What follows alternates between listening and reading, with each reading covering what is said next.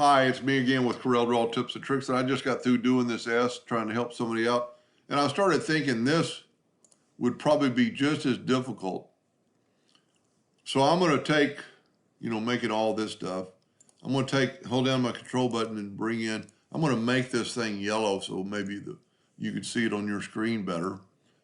I'm going to get the pick tool and I'm going to grab that circle. I'm going to bring it in. It's a little bit big, but if we center it and then hold down the shift key, it'll shrink from the center. I'm going to call that good. I'm going to hit plus on the keyboard to make a duplicate, and then I'm going to bring that out. So now we've got that circle and they're both centered. Now we're going to take a 2-point line and we're going to go from about the center of that piece, I'm thinking it's a piece of pipe, and then stop and then go off to the left. So now those two lines are still connected, and you could play with your shape tool now that you zoomed in and kind of get the angle, get the length. There's a lot you could do with the shape tool. Then while that line's connected, we're going to type in that from the previous video, the magical 13, and make that 13 points. And you see it's kind of configured to that shape. Now, instead of doing the other one again, I would hit the plus key on my keyboard, mirror it, and hold down the control button and get it to like right there. And I kind of see I'm a little bit off, so I'm gonna hit delete because I think this is not perpendicular to the drawing. That might have to do, so I'm gonna bring this over a little bit. Now it's really not perpendicular because it really needs to kind of be. I think that's good. We might want to move this line a little bit. You can take the shape tool and move this line a little bit. Now let's hit the plus key on the keyboard. Let's go ahead and move it over the control button, and then let's mirror it sideways. And you see we're still off. But that, whoever's doing it for real could take the time. So I'll just bring that in. Now these are still kind of the same thing. So but right off if I do anything, I'm going to go ahead and bring this down and bring them both down because they're going to be part of that logo. I'm going to go ahead and, well, we don't have to do that now. Now I'm going to take the 2-point line again and go from about there to there, let off, and then go straight up. Now go over here to our, and when I said magical 13, because there's no 13, there's 10, 12, or 16, but you can type in any number you want. And I just learned it was kind of 13 from the previous video. Whoop. Now you can get the zoom tool back. We can get our shape tool. Basically, we still have a hairline inside there. Maybe we can move this a little bit, make it a little easier. I'm going to hit the plus sign on the keyboard. I'm going to mirror it again, holding down the control button so they'll at least both be equal. And you see it, they're really not. And that could be because the picture might not be perfectly level. And I noticed that right off the bat. Now, this is not level. So I would have spun the whole thing if I was really going to start that for real and get a level surface. That's what's causing us trouble. But you get the same idea. If that was level, that would work a lot better. And then just I'm going to go ahead and finish it. I can't leave a project halfway undone. So I'm going to go from about the middle and then do that. And then make it that magical 13.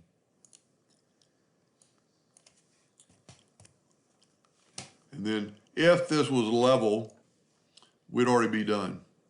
Bring this up a little bit. Take your plus sign on your keyboard, mirror it again, and you can see how much off level we are. But for right now, we're going to call that good. And let's bring that up a little bit. And let's level it out by just turning it.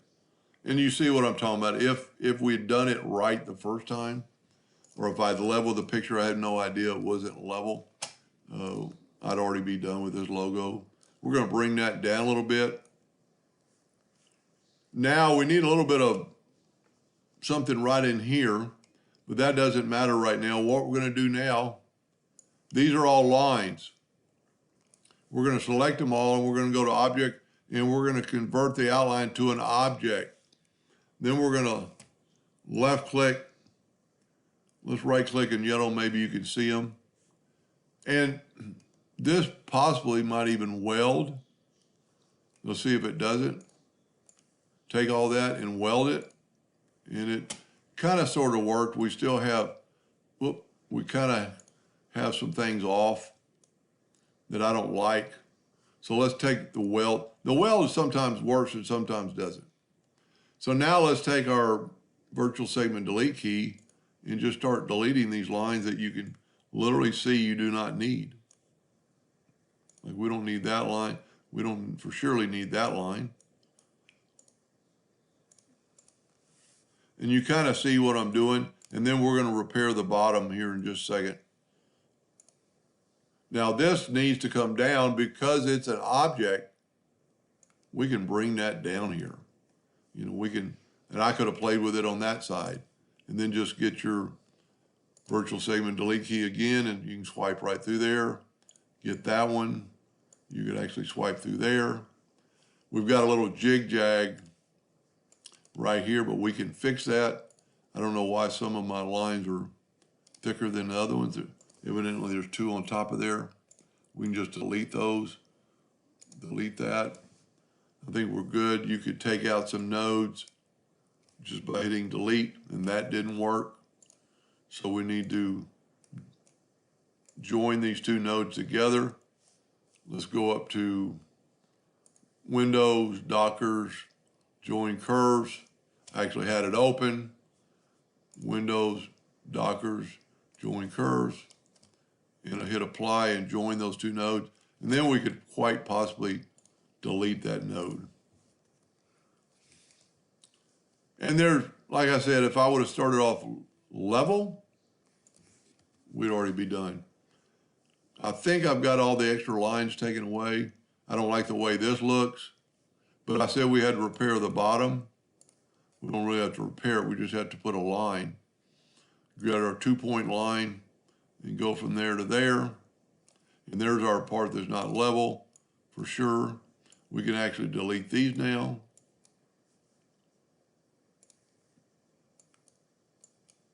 And I think we're ready. It's not perfect. Take the Smart Fill tool, fill it in, and you can see where we're off, but that has a lot to do with being level.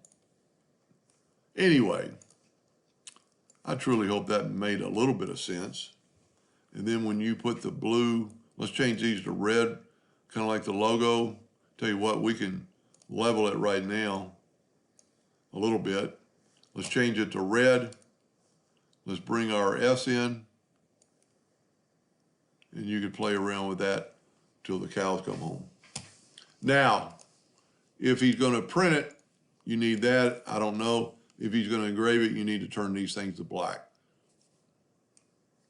Pretty cool, pretty easy, but always, and I'm kind of embarrassed I did that, but I had, the logo was actually slanted. And what you can do, we got to go to Object and unlock it. The bit of move it. And what the easiest way to, I think, is to get this guideline and see it's kind of hard because it's fuzzy. Bring that picture down to that guideline, double click on it, get our center rotation to that corner, and then you can go on this side, double click on it till you get the rotation. And I'm in rotation mode. Let's do it again. That's probably going to be really hard for you to see on your monitor, but we could bring this up, and we're pivoting off that other, no, we weren't. We should have been. Sorry about that. Let me bring this down. It's kind of hard to, because it's so fuzzy. Pivot off that point right there, and then just bring this up to that point. And get get your picture level before you start creating something like that. I didn't catch that. We're pretty level now. So now your lines are going to be level. But that right there looks pretty good. Hope that helped. Thank you for watching.